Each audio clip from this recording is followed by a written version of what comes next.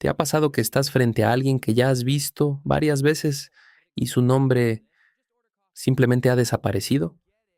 No está en la punta de la lengua, no está escondido, está borrado, como si nunca hubiera existido.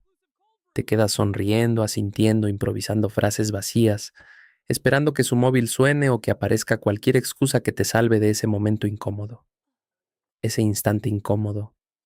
¿Lo has vivido? Olvidar nombres no es solo una torpeza, es una señal de cómo funciona nuestro cerebro cuando está saturado. En los próximos minutos descubrirás la paradoja Baker, el efecto Next in Line, y por qué tu mente prioriza emociones sobre etiquetas.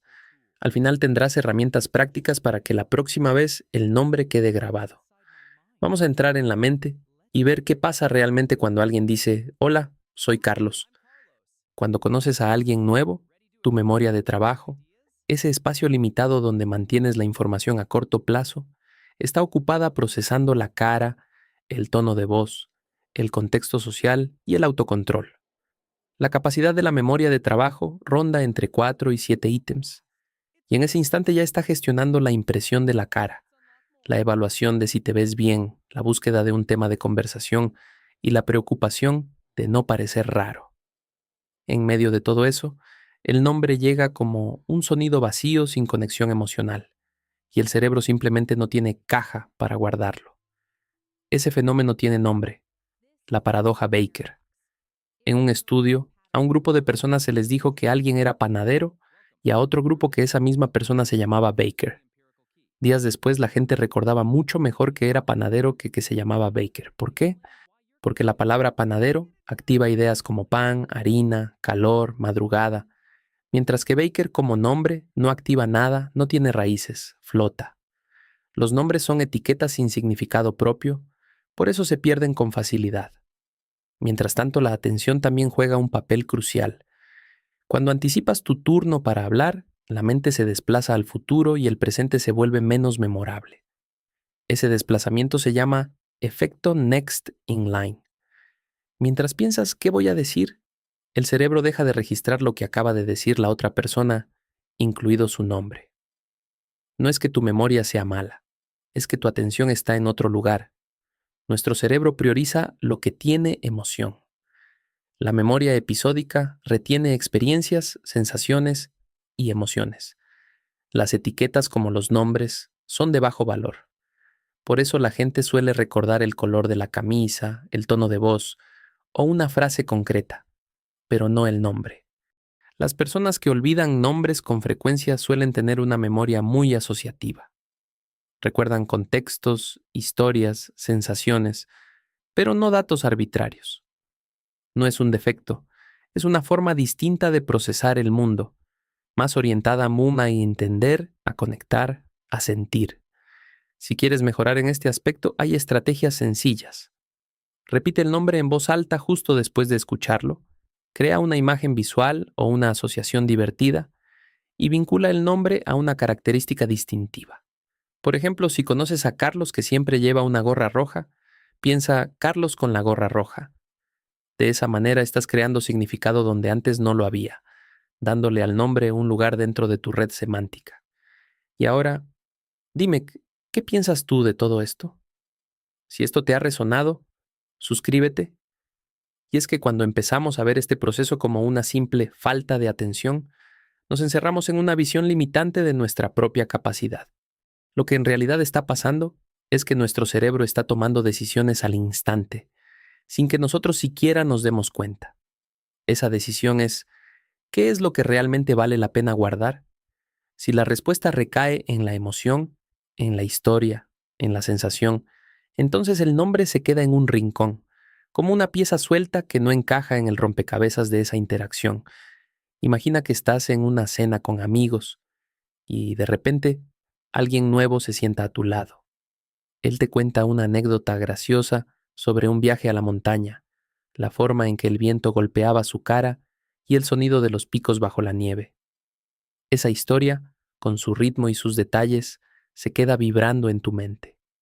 Pero cuando él termina y dice, soy Marcelo, tu mente ya está inmersa en la imagen del paisaje, en la risa que provocó la historia.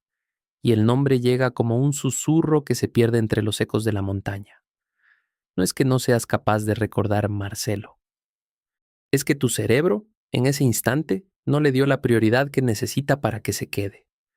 Ese fenómeno, lejos de ser un defecto, refleja una estrategia evolutiva.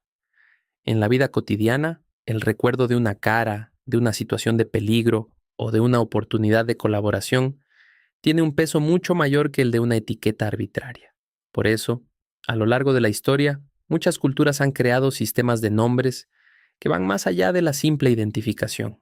Los apodos, los nombres compuestos, los nombres que hacen referencia a una característica, a un lugar o a una hazaña, son intentos de dotar a esa etiqueta de significado propio. Cuando un nombre lleva dentro una historia, una imagen o una emoción, se vuelve mucho más fácil de retener. Si te preguntas cómo puedes aprovechar eso a tu favor, la respuesta está en crear esas pequeñas historias internas en el momento mismo en que escuchas el nombre. No basta con repetirlo en voz alta. Lo que realmente marca la diferencia es asociarlo con algo que ya tiene peso en tu memoria. Por ejemplo, si conoces a una persona llamada Laura y ella lleva una bufanda azul, puedes pensar Laura la de la bufanda azul. Si el nombre te recuerda a Montetum a un personaje de una película que te gusta, imagina a esa persona con los rasgos del personaje. Si el nombre suena parecido a una palabra que te trae recuerdos positivos, úsala como disparador. Cada una de esas pequeñas conexiones actúa como un puente que lleva el nombre desde el nivel de etiqueta a la red de significado que tu cerebro valora. Otro recurso que suele pasar desapercibido es la escritura consciente. Cuando tomas notas rápidas después de una interacción, escribe el nombre y al lado una palabra clave que lo describa. No tiene que ser algo elaborado, basta con Carlos, sonrisa. Esa pequeña anotación no solo refuerza la memoria a corto plazo, sino que también crea un registro que puedes revisar más adelante, consolidando el recuerdo. La práctica de anotar nombres y detalles se vuelve una especie de entrenamiento mental que con el tiempo mejora la capacidad de retener esa información sin que el esfuerzo consciente sea excesivo. Ahora bien, también es importante reconocer que la presión social que sentimos al no recordar un nombre puede generar un círculo vicioso. Cuando nos avergonzamos, nuestra ansiedad aumenta. Y como ya vimos, la atención se desplaza aún más hacia la preocupación de ¿qué diré ahora? Ese estado de alerta constante reduce la capacidad de codificar cualquier información nueva. Por eso, una de las claves está en cambiar la narrativa interna. En lugar de etiquetarte como despistado o poco atento, puedes adoptar una postura de estoy aprendiendo a conectar mejor. Esa reencuadre mental disminuye la carga emocional negativa y permite que el cerebro se enfoque de manera más equilibrada. Si te ha pasado alguna vez que, tras varios intentos, el nombre vuelve a escaparse, no te castigues. Simplemente vuelve a la estrategia de la asociación, pero dale un pequeño giro. En lugar de buscar una imagen externa, busca una sensación interna. Pregúntate, ¿qué me genera esa persona? Me transmitió confianza, entusiasmo, tranquilidad. Vincula el nombre a esa emoción. Ana, la que me hizo sentir calma. La emoción ya está codificada en tu memoria episódica, y al unirla al nombre le das una razón para permanecer. Hay también una técnica que combina la repetición y la visualización, conocida como el Palacio de los Nombres. Imagina un lugar que conozcas bien, como tu casa o la ruta que recorres para ir al trabajo. Cada vez que escuches un nombre, colócalo mentalmente en una habitación o en un punto concreto de ese recorrido. Asócialo con un objeto que represente a la persona. Así, cuando necesites recordar, solo recorres mentalmente ese espacio, y los nombres aparecen como objetos colocados en su sitio. Esta práctica, aunque suena un poco lúdica, se basa en cómo nuestro cerebro organiza la información espacialmente, lo que facilita la recuperación.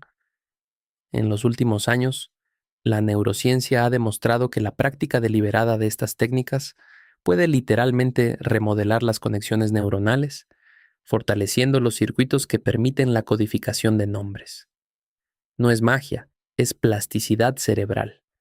Cada vez que haces un esfuerzo consciente por crear un vínculo significativo, estás entrenando a tu cerebro para que, en situaciones futuras, le resulte más natural darle prioridad a esa información.